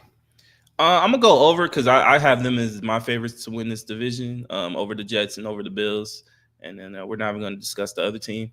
So I'm gonna go over with them. I think they can get 11 wins. I'm going to go push. I'll give them 10 wins. I still don't trust their defense. They've lost, as you know, they lost one of their key defensive That is true. linemen. That is true. No, that's true. They lost one of their key in Christian Wilkins. I don't know. I got to see it. I got to see it. And then Jalen Phillips, he's coming off of a torn ACL. Will Mhm. he be back to form? They had a lot of injuries, and they're all coming back. So Yeah, I got to see it I'm not mad. defensively. And then offensively, you know how they're going to be explosive. They added Odell, you got Tyree, you got Waddle. But Mhm. even them, they have troubles of staying healthy throughout the season. So, and then Tua, this is it for Tua. You know what I'm saying? And there's been a lot of noise of him like not showing up because he won his contract. So Yeah. we'll see. How We'll much you see. think he gonna get? He claimed he won 50 a That's year. crazy. I think that's crazy too. I would That's not commit to crazy. that. Nah, I'll give him like the low 40s. Yeah. I'll give him like the low 40s, but I'm not 50, I'm that's not crazy. I'm not making you a top 10 paid quarterback. I'm Nah, sorry. especially with all them hand injuries. I know he didn't. God bless, he didn't have anything extreme Last year, last year, and yes. hopefully it stays that way. But that still will always be on your like them. Those head injuries add up, so you always But have it's to not have even to worry but about it's that. not even just that. It's just that, He's inconsistent too. he's He's very small. small, inconsistent. The knock on him of, take away his first read and he don't do too well. Like Doesn't have a big arm. Yeah, no, no. I know. So we'll Yeah, see. But I wouldn't give him no contract. But yeah. Minnesota Vikings over under 6.5. I'm going under. I just don't think they have a quarterback. I know Sam Darnold's supposed to be there, but yeah, I just don't see it. I'm gonna go under. I'm gonna go under, but I'm gonna say they get 6 wins this year. Okay. Yeah, they'll get 6. Yeah. Like Sam Darnold would just have to go out there and just blow the doors off. Yeah. True. The New England Patriots over 4.5 over under. I got it under. Yeah, I got under. I think they're gonna be competing for that number one number one draft pick. Yeah. New Orleans Saints over under 7.5. I'm going under, man. This team is older. I'm not a I can't be a Derek Carr believer. I've seen it with my two eyes plenty of years. Alvin Kamara is getting a little older.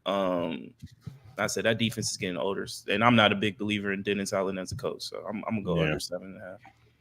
I'm gonna go under. I'm gonna say they get 7 wins this year. They get 7. I think they got too much talent. They still got talent on there with Yeah. Olave. That what's that kid name? Rashid Shaheed or whatever Yo, his name Shahid, yeah, is. he's nice. Yeah, he's nice. Yeah, He's they got some nice. good receivers. Yeah, but I mean, Alvin Kamara is still productive running back, especially catching out of the backfield. The mhm. defense, they are getting a little long in the tooth. We'll see what happens to Lattimore. There's been speculations that he might get traded or Ooh, I'll take him too, boy. Put him in maybe the get Raiders cut. jersey, boy. Give me Maybe one. get cut.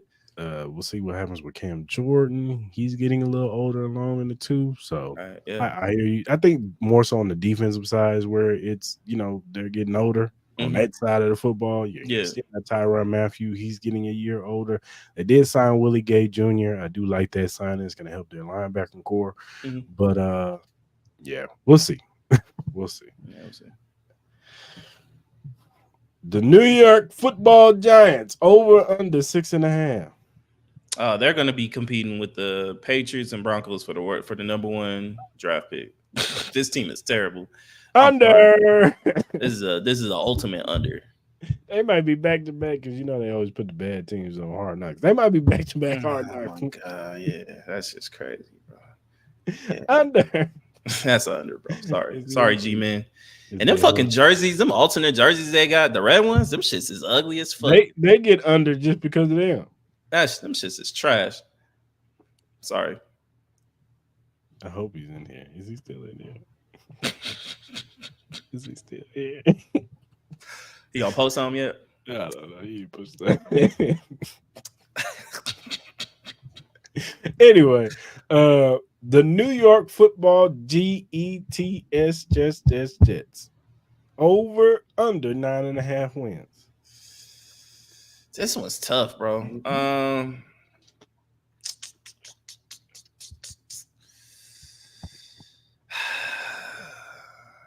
I'm gonna go under. I think they'll get like 9 wins, 8 wins. I'm not a fan of the coach. I'm not really sure if Aaron Rodgers can last a whole season anymore. They got a decent backup though with Tyrod Taylor, so that helps out just in case if he does go out. Tyrod Taylor is a solid backup, so I'm gonna go 8 to 9 wins. I think I could see them getting there. I don't think they'll get 10 though. I'm standing out on a limb. I'm going over. Okay. I got them winning 11 games. Okay. I think they actually think they win the division this year. You win the division? Oh wow, you got them winning the division this year. Okay. I'm not mad. Like overall, they do have the better team I than just the think Dolphins. Aaron Rodgers just has to be competent, bro. Oh yeah, no, I feel you. He just got to be better than Zach Wilson because there was games where they were in it. Nah, that defense kept them in the game. That defense is so good. Yeah. If Zach Wilson just didn't fuck it up, they be good. And I just think Aaron Rodgers is gonna take care of the football more than Zach Wilson did. I'm a switch. Yeah, I'm a switch. I agree with you. Yeah, I think they'll get the over. Yeah, you're right. You're right. You know what I'm saying? That defense is just too good, bro. If they can just get some competent offense. They sign a homie from the Chargers too. Didn't they get him? Mike Williams. Mike Williams, they got him. I like the receiver that they got in the second round. Malachi McCorley. Oh yeah, he's good. Brees Hall's coming off another year off that injury, so I think he'll be a lot better. Offensive lineman in the draft. Yeah, for sure. Obviously, we know what Garrett Wilson could do. He's one of the top receivers in the game, and obviously that defense is just fucking nasty though. Sauce, Quentin Williams. So you're right. You're right. You're right. Yeah, they're gonna go. Didn't they get Hassan Reddick? I think they did. Yeah, maybe they did. And then plus, I think their schedule ain't even that tough either. So no, it's not. So be all right. No, you're right. You're right. Philadelphia Eagles over under 10.5 wins. All right, so this one, talent-wise, this should go over. Mm-hmm. Talent-wise, this shouldn't even be close. They should be one of the best teams in the fucking league. Yeah. I just don't know, man. I really don't know, dog. I really don't know what I'm gonna get with Jalen Hurts, man. I don't know. They've had a lot of injury problems. The coaching situation, you kind of get lame duck feeling with that, like because he needs to have like a Super Bowl. They need to get to the Super Bowl for him to save his job. That's how I kind of feel. I'm gonna go over just on talent wise. I'm gonna put faith in Jalen Hurts and this team. They're deep as fuck. They got Saquon Barkley. The defense looked like it got a little bit deeper with what the fuck they were able to do. So I love the Cooper DeJean pick. They also got didn't they get homie from who else did they? Didn't they get another cornerback too? Yeah, I think so. I know they got Cooper DeJean and they got the boy. Didn't they get Quentin Mitchell? Yeah. They got Quentin Mitchell, and I love Quentin Mitchell, so I think their cornerbacks could be really good, man. So it's up to this coaching staff if they can develop those players. But overall, man, and I'm assuming with the last number one pick, the last first round pick they got last year, what was his name? The homie defensive lineman from Georgia. Jalen Carter. I'm assuming he'll get better next year. That boy's just too talented for him not to be good. Hopefully he can get his stamina up and all that. I'm going over, man. Just they said Jordan Davis is in shape. He's not coming in all healthy, and that was not. Talent-wise, they should win 13 games, bro. They should win 13 games. Seriously, they should. Their defensive line is should be that good. I was so surprised how bad their defensive line was last year. Yeah.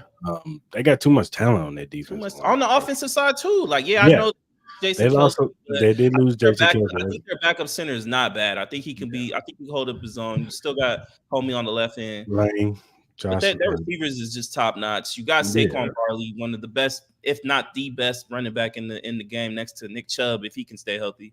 Like, Mm-hmm. there should be no excuses for this team. This team should No. win. This team should win this division easily. Yeah, they They should. should. They should. So I agree. I got them going over 10.5 wins. The Pittsburgh Steelers over under 8.5 wins. Ah, again, this team is another weird one. It Talent is. wise, this team should be way better than 8.5. Coaching Mhm. wise, they have a top tier coach, man. They don't get below 8 wins. They never do. They always are 500 or better. Um, I just don't trust the quarterback situation. I don't know what I'm gonna get with Russell Wilson. He's in a better situation. It seems like they're more willing to accept him.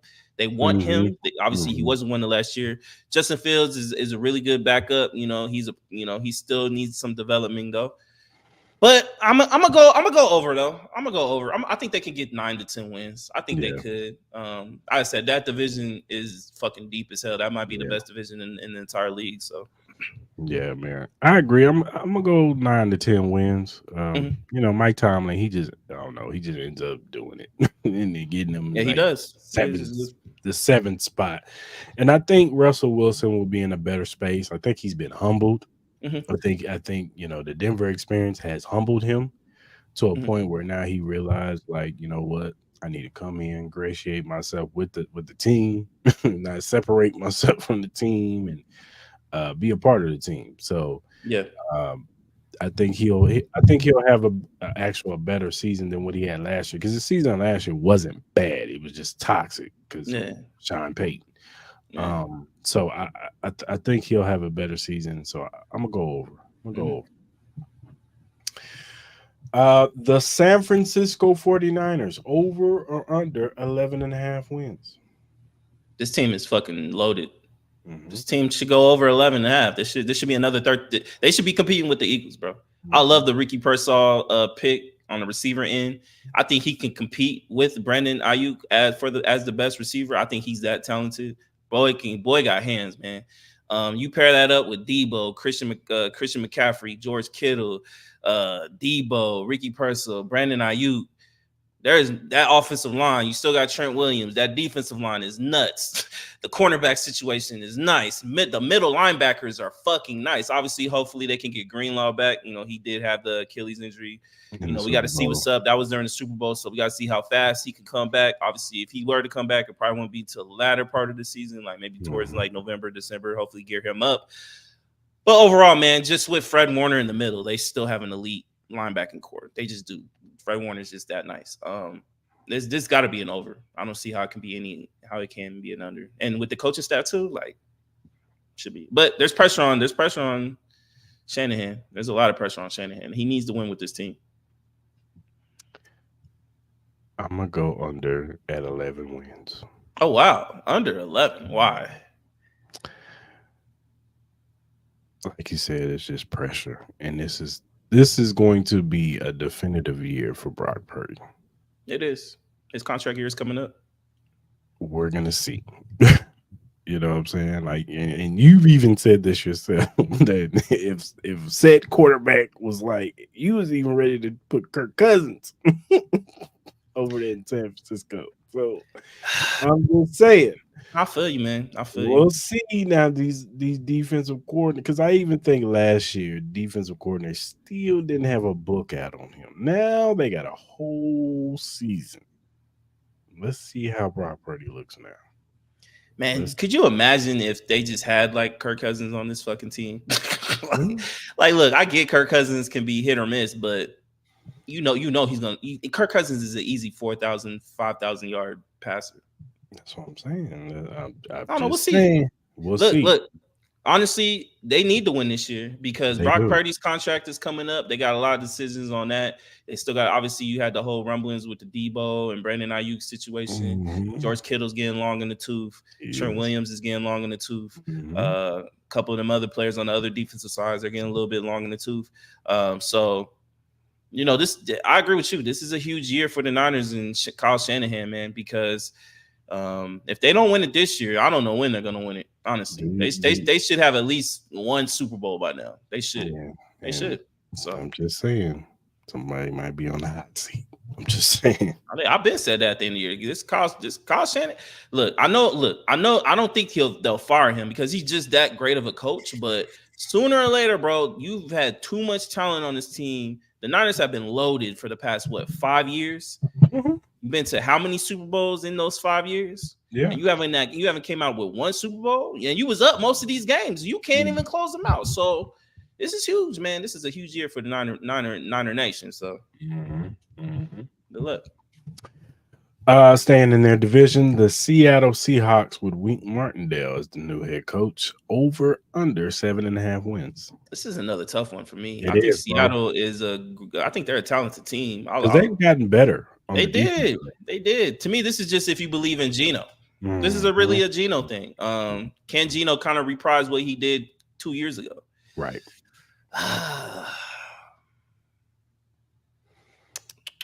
That division's tough with the Rams. It is. Niners.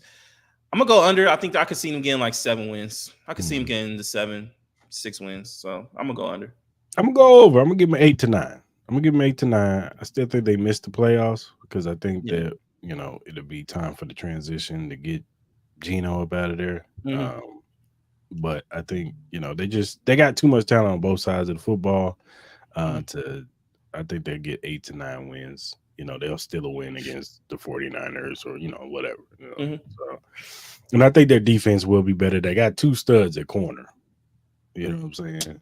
Yeah. I think their defensive line has gotten better too. So we'll see though. Tampa Bay, over under 8 wins. I'm gonna go over. I think Tampa Bay should be the favorites in this division, man. I think Baker Mayfield has found a home. I think he kind of has revitalized his career. I like Rashad White. I like what they got going on the defensive side too. They re-signed Mike Evans as well. Obviously, he's getting a little bit older, but he's still producing at a high clip. So I'm gonna go over. I think they could get 9 to 10 wins. Yeah, I got them at least 10 wins. At least 10 wins. Yeah, at least 10, 9. Yeah. Tennessee Titans, over under 5.5 wins. I'm gonna go over, man. I'm gonna give your boy Will Mayo Levis give him a chance. They did. They still got DeAndre Hopkins. I think they got another receiver too, didn't they? Calvin Ridley. They did lose Derrick Henry, so obviously they got to. They had the Tyler Boyd too. Yeah, so you got that. So on the receiver end, they're good. Obviously, with running backs, you can always. You may not get the same impact you did as Derrick Henry, but obviously it's probably a little easier to replace. They got somebody in the draft, didn't they? I don't. I forgot who they got in the draft. Let me see. Pull it up. Well, they got a good running back in the draft. That was like okay. Draft picks. Something.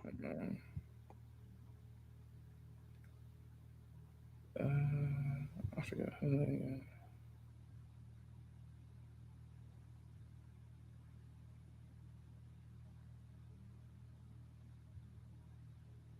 Did they get in the draft?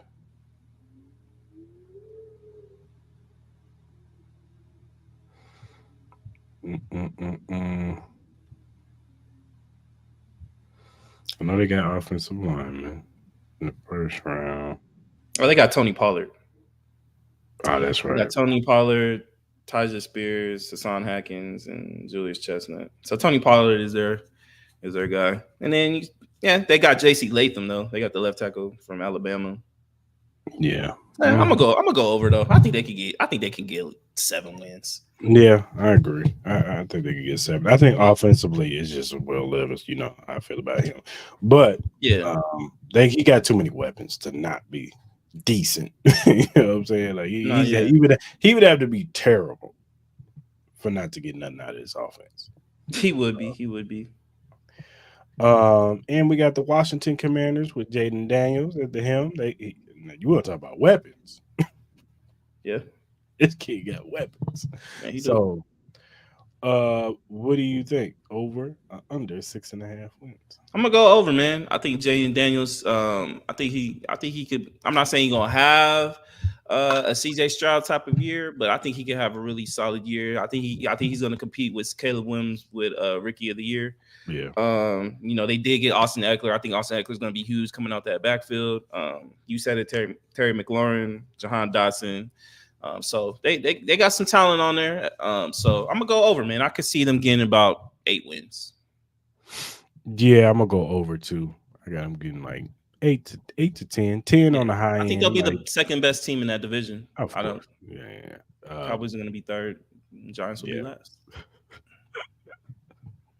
Is he still in here? No. He hasn't said nothing yet. Yeah, I got him going over. I definitely got going over. Yeah. All right, man. That was fun. Nah, it was cool. Yeah. He's in there.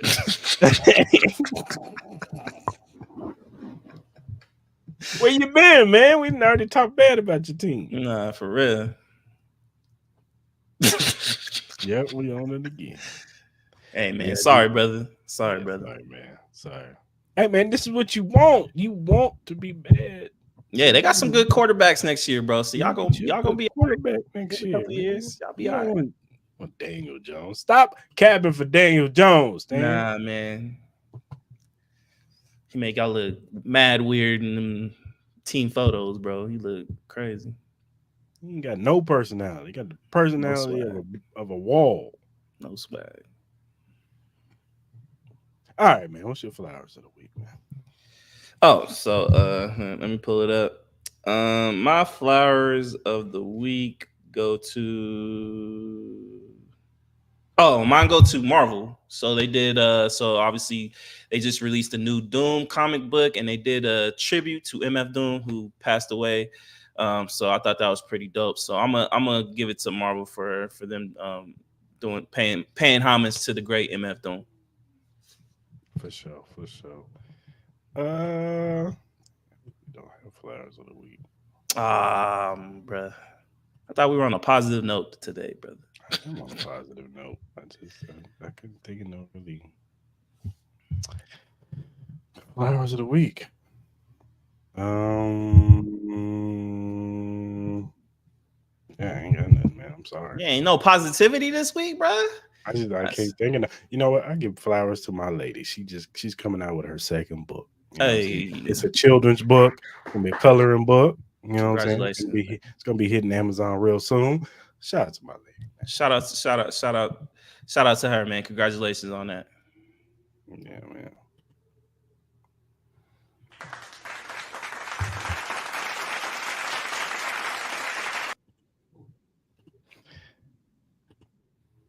Who get your hell no of the week? So I got two. My first one goes to the Chiefs off season. That gets a big hell no. That gets a big hell no for me, man. Y'all have had too much noise off season, man. With the likes of Rasheed Rice, you got your kickers saying crazy ass shit. You got two a lot of linemen. They got they got caught with weed. You had the whole situation where they had the players graded the facilities and all that other shit. We weren't the only one. You got the whole situation where the NFL tailored their schedule around Taylor Swift's concert shit. The fix is in, my guys. So they get a hell no just with their offseason. It's been a bad offseason. And then my last hell no goes to Jeff Teague and Colin Cowherd and all these people that are saying that that WNBA did a disservice to Caitlin Clark by making her schedule hard as shit. They said that they should make it easier for her. Jeff Teague said players should play hard, but not hard enough to the point where she can't score and get her numbers up because she is the savior of your guys' careers, your livelihood, you getting chartered flights, all that type of shit. They get my big hell no because that's some of the biggest bullshit I've ever heard in this fucking shit I've ever seen in modern day sports. You never heard that with LeBron James. You never heard that with Kobe. You've never heard that with Michael Jordan. You never heard that with the number one picks of Asia Wilson, Diana Taurasi, Breonna Stewart. Never heard anything like that, bro. And now all of a sudden, y'all got y'all quote unquote savior, Jesus Christ, Saint Mary, Caitlin Clark walking in. Y'all talking about making it easier because if not, she the one that feeds y'all. That shit's fucking crazy, bro. So this is why I'm always gonna stay on fucking Caitlin Clark's neck. This is why I'm always gonna do this shit, and it feels like it's hating because you can hear dumb shit like this. You know what I mean? So I think it's fucking crazy. I thought that set screen that Breonna Stewart did with Caitlin Clark woke her the fuck up and realized she's in a real women's league. And you know, shout out to her. She got her little 20 points. They were down by 20. What are you talking about? You know, all this false prophet bullshit. We'll see. She plays tonight against the Connecticut Sun. I'm sure she's gonna get locked up again. Maybe she'll get her 20 shooting 20 times, 10 turnovers and 7 assists, and people are gonna say she none great. So, but yeah, those are my I'm clipping this. Woo! Clip it, take a picture, send it to her. I don't give a fuck. I don't care. We're gonna get some controversy this week. My hell no goes to who else is gonna go to, but P. Diddy. Like, what are we doing? He gets the biggest hell no this week because, sir, you are trash. You are personified trash. Your truth came out. You got exposed for the low life piece of trash that you are. And I hope somebody locks you in the room and get your ass whooped. Oh, I know we didn't do this topic, but you know what else gets a hell no? All those people who are bitching about the new Assassin's Creed game. Oh yeah. I forgot about that. My bad. Go ahead, speak your piece. Didn't you want to say something? Say your piece about that, but that gets a hell no too. Like that shit was crazy. You motherfuckers out here is just y'all on some dumb shit for real. It's a fucking game, people. A game. You mad about some fictional character? The guy is not fictional. What's his name? Yasue, something. Yeah. Anyway, y'all mad because the dude's a black samurai. Is one of the main protagonists in the Assassin's Creed, a game where guys men and women jump off buildings, land in hay, and their bodies are not broken up. Mm-hmm. Climbing up buildings with their bare hands, not with no claw, no rope, just taking their bare hands and crawling up a building. Mm-hmm. Assassin's Creed has always been built on fiction. Yes, they dealt with the histories and all that stuff, but none of this shit is real. They only bitch when it's a black dude. There's a whole bitch with a black dude anime. Or a female. There's a whole Netflix anime on this dude. I know. I didn't hear the outrage when the Netflix anime came out. But it's crazy though. It's literally white men complaining about a Japanese character. This shit is crazy. It's a fucking video game with a real character that is known in Japanese history. Even Japanese people have came out and said this is reality. You know what I mean? Like, what are we talking about? Like, it's a video game. What are we bitching about? This is the Assassin's Creed fans. This is the number one game y'all have been clamoring, and then y'all will find this is what's wrong with video game culture. This goes with any game. You beg and beg and beg for these games, but yeah, you will find anything to fucking bitch about. Like, just enjoy the game. Game ain't even come out yet, and y'all already complaining. This shit's crazy. I'm not pushing this woke culture. Blah blah blah blah blah. It's crazy. Shut up. Come on, man. What are we doing? Shut up. It's a game. Now, if you want to complain about the gameplay is trash, or you don't like the way the game is constructed, that's fine. But you complaining about a black samurai? Shit, I ain't hear nothing when Tom Cruise was the last samurai. That's all I gotta say. I ain't hear a word. But I ain't hear nothing. Watch that movie, didn't you? Yeah. I ain't hear a fucking word. But anyways, just enjoy the games, man. Oh yeah, and another flower, y'all did y'all thing with that trailer for College Football 25. That trailer was nice. And from what I'm hearing, that gameplay ain't the same as Madden. That's what I'm hearing. Gameplay ain't the same as Madden. So shout out to EA. Excited for that. Did your thing. Yeah, they made my Gators look good. Where were your Tigers at? Were your Tigers in the trailer? I didn't think so. What's gonna happen in the regular season? In real life? Gators gonna real life. You think gonna win between the Gator and the Tiger? Life. Who gonna win between the Gator and the Tiger? A Gator will always win. Who's gonna win? Man, Florida Gators. MIZ. I'm trying to tell you, bro. Gator boys is back. Back. Oh my God, bro. Oh, hell no, man. What the fuck, man? Get your ass on, boy. You get your goddamn ugly ass. All right, man. Let's give a shout out to Glitch Energy. Yeah, shout out to Glitch Energy, man. They've been riding with us for a minute.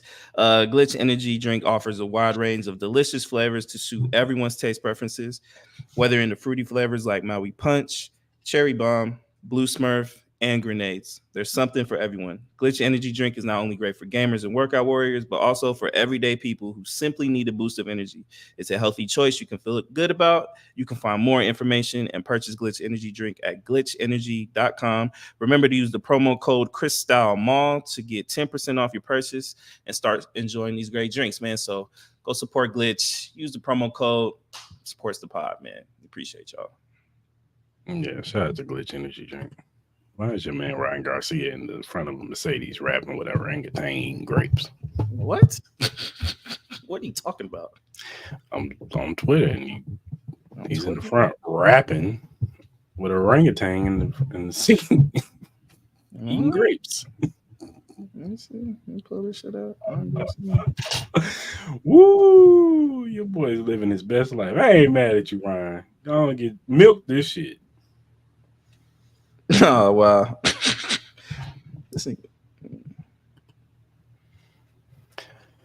All right, people.